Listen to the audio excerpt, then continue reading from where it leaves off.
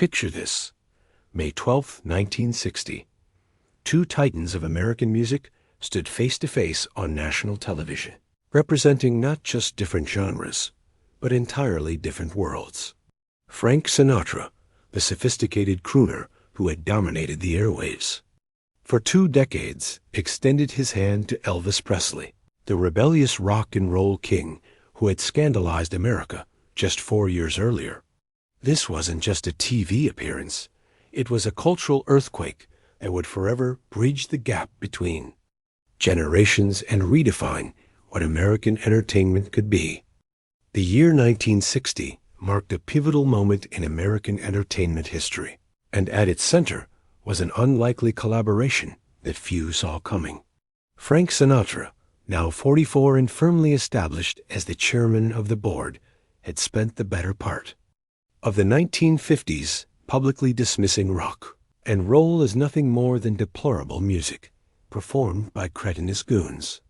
His disdain wasn't merely professional jealousy.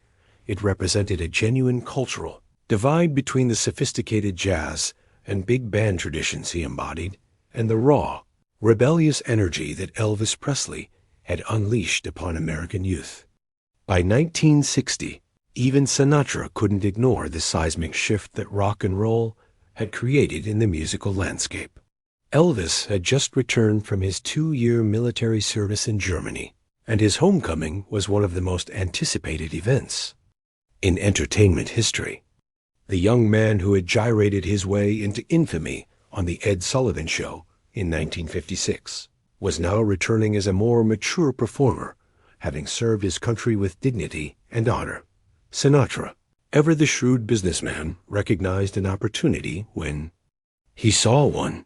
His own television specials had been enormously successful, and he understood that featuring Elvis would not only guarantee massive ratings, but also demonstrate his own relevance in a rapidly changing entertainment world.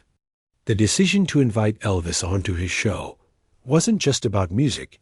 It was about power, influence, and the ability to bring together two seemingly incompatible worlds. The negotiations were delicate. Elvis's manager, Colonel Tom Parker, demanded top billing and a substantial fee, while Sinatra's team insisted on maintaining Frank's position as the show's host and primary star. What emerged was a carefully orchestrated event that would be billed as Welcome Home Elvis, acknowledging both Elvis's return from military service and Sinatra's role as the gracious host welcoming him back to civilian entertainment. The anticipation was electric. Media outlets speculated about how these two vastly different performers would interact. Would Sinatra's old-school Vegas sophistication clash with Elvis's Memphis-bred rock and roll energy? Could the man who sang My Way find common ground with the performer who had made teenage girls scream and faint? The entire entertainment industry watched with bated breath as two musical universes prepared to collide on live television. To understand the magnitude of this meeting, one must appreciate the vast cultural chasm that separated these two artists in 1960. Frank Sinatra represented the pinnacle of American sophistication, a world of martinis, tuxedos, and smoky nightclubs, where adults gathered to hear carefully crafted interpretations of the great American songbook. His audience was mature, urbane, and financially established. They appreciated nuance, sophistication, and the kind of musical craftsmanship that had been honed in the jazz clubs of New York and the recording studios of Capitol Records. Elvis Presley, by contrast, had emerged from the working-class neighborhoods of Memphis, Tennessee, carrying with him the raw energy of gospel, country, and rhythm and blues. His music spoke to teenagers and young adults who felt disconnected from their parents' generation. Where Sinatra crooned about mature love and worldly experience, Elvis sang about teenage romance, rebellion, and the irrepressible urge to break free from conventional expectations. His performances were physical, sexual, and unapologetically energetic in ways that shocked conservative America. The generational divide was perhaps most evident in their respective relationships with technology and media. Sinatra had mastered the art of radio and early television, understanding how to project intimacy through these mediums while maintaining his sophisticated persona. Elvis, however, had been born into the television age, and his breakthrough had come through his scandalous TV appearances that showcased his revolutionary performance style. Where Sinatra adapted to new media while maintaining his essential character, Elvis had actually been created by these new platforms. Their approaches to celebrity were equally different.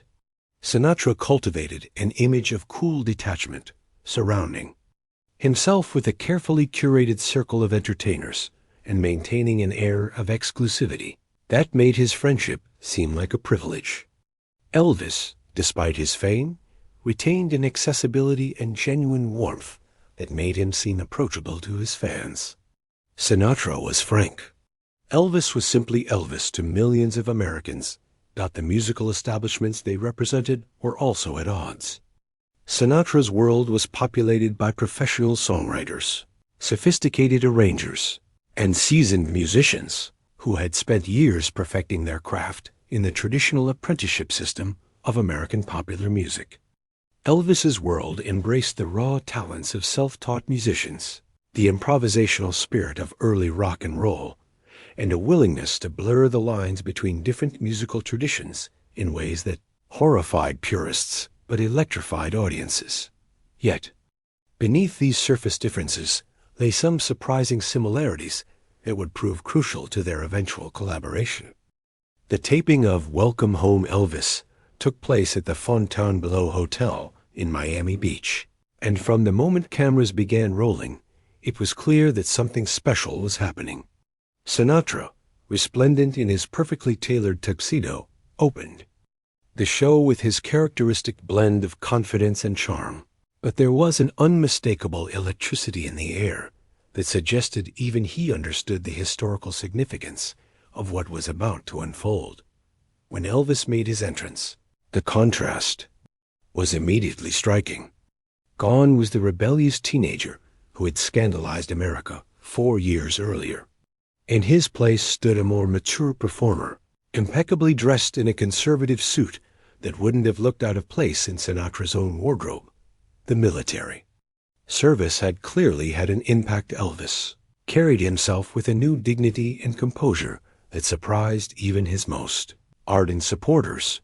The performance itself was a masterclass in mutual respect and professional courtesy. Rather than trying to outdo each other, both men seemed determined to showcase not just their own talents, but also their appreciation for what the other brought to American music. Sinatra performed Love Me Tender, one of Elvis's signature ballads, with a tenderness and sincerity that demonstrated his genuine respect for the younger performer's songwriting instincts. His interpretation was distinctly his own, more sophisticated and jazz-influenced than Elvis's original, but it honored the essential emotional core of the song. Elvis, in return, tackled Witchcraft, one of Sinatra's recent hits, bringing to it a different kind of energy while maintaining the sophisticated sensibility that made the song distinctly Frank's. What was remarkable was how naturally Elvis adapted to the more mature musical arrangement, suggesting that his artistic growth during his military service had been more significant than many had realized.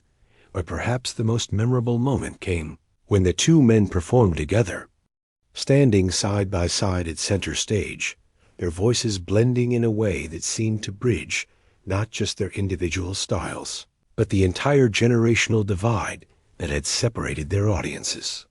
The camera captured something magical in that moment, a genuine mutual admiration that transcended the calculated nature of television performance.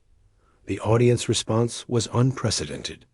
The studio audience, comprised of both Sinatra's mature fans and Elvis's younger supporters, seemed to recognize that they were witnessing something historically significant. The applause was sustained and genuine, reflecting not just appreciation for the performance, but acknowledgement of the cultural barrier that had just been crossed. The immediate aftermath of the Welcome Home Elvis special revealed the profound impact this collaboration had on American entertainment and culture. Television ratings were astronomical, breaking records for variety show viewership and proving that audiences were hungry for programming that could bridge generational divides. More significantly, the show demonstrated that quality entertainment could emerge from the synthesis of different musical traditions rather than their separation. For Frank Sinatra, the collaboration marked a crucial evolution in his career. Rather than appearing threatened by rock and roll's dominance, he had shown himself capable of adapting and even embracing change while maintaining his essential artistic identity. This flexibility would serve him well throughout the 1960s as popular music continued to evolve. Industry insiders noted that Sinatra's willingness to work with Elvis actually enhanced his credibility with younger audiences without alienating his established fan base. Elvis, meanwhile, benefited from the association with Sinatra's sophistication and adult credibility. The military service had already begun to mature his image, but appearing alongside the chairman of the board accelerated that process. The performance demonstrated that Elvis could succeed in more sophisticated musical settings, opening doors to opportunities in film and television that might otherwise have remained closed to him. The entertainment industry took careful note of the collaboration's success. Television producers began actively seeking ways to bring together performers from different generations and genres, understanding that such combinations could create compelling programming while expanding audience reach. The variety show format, which had been declining in popularity, experienced a renaissance as producers recognized the potential for cross-generational appeal. Record executives, too, learned valuable lessons from the Sinatra-Elvis collaboration. The idea that different musical styles were mutually exclusive began to seem outdated. Labels started encouraging their artists to explore cross-genre collaborations, leading to some of the most innovative recordings of the 1960s. The rigid boundaries between adult and youth music began to blur, creating opportunities for more sophisticated popular music that could appeal to broader audiences. Perhaps most importantly, the collaboration helped establish a template for how established artists could remain relevant as popular music evolved. Rather than dismissing new trends or retreating into nostalgia, Sinatra had shown that engagement and adaptation could actually strengthen an artist's position. This lesson would prove invaluable as the music industry continued to evolve throughout the decade and beyond. The cultural significance extended far beyond the entertainment industry, representing a broader American willingness to bridge generational and cultural divides during a period of significant social change. The 1960 meeting between Elvis Presley and Frank Sinatra represents more than just a memorable television moment. It stands as a defining example of how great artists can transcend their differences to create something truly extraordinary. Their collaboration proved that mutual respect and professional excellence could bridge any cultural divide, creating a template for artistic collaboration that continues to influence entertainment today. Ready to discover more legendary music moments? Subscribe to our channel for exclusive stories about the icons who shaped American culture. And don't forget to share this incredible tale of two legends who changed music history forever.